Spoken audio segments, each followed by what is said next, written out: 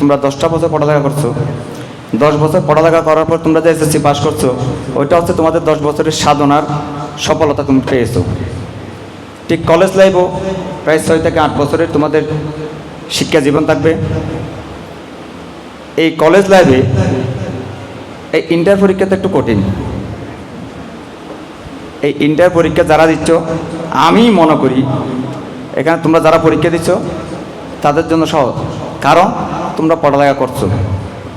পড়ালেখা যারা করে না তাদের জন্য সব পরীক্ষায়, জীবনের সব পরীক্ষায় কঠিন হয়। আর কলেজের আমাদের ইন্টার পরীক্ষা আমি কঠিন এই জন্য বলতেছি যে আমরা নিজেরাও এটা পার হয়ে আসছি।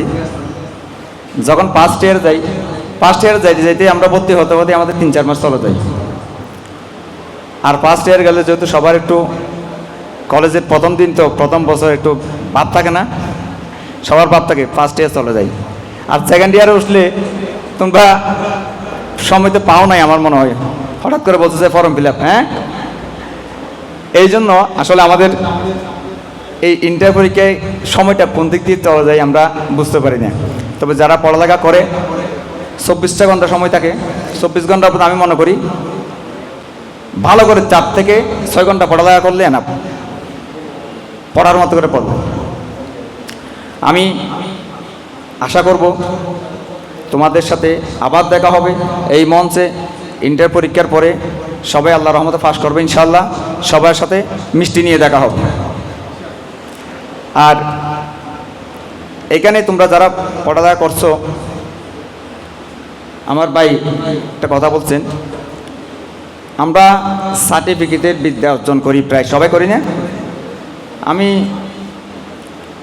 তুমি উচ্চতর শিক্ষা গ্রহণ করছো, বাট তোমার যদি মনুষ্যত্ব না থাকে তোমার সেই শিক্ষার কোনো মূল্য নাই।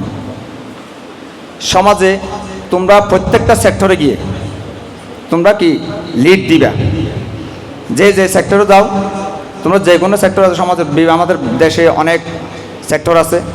কেউ এখান থেকে রাজনীতিবিদ হবা, কেউ জনপ্রতিনিধি হবা, কেউ বিসিএস ক্যাডার হবা, কেউ ইঞ্জিনিয়ার হচ্ছ, কেউ শিক্ষক হবা, এভাবে যাবা। প্রত্যেকের একটা কি থাকে, লক্ষ্য থাকে না? আমি মনে করি প্রত্যেকটা ছাত্রছাত্রীর জীবনে একটা লক্ষ্য থাকা উচিত।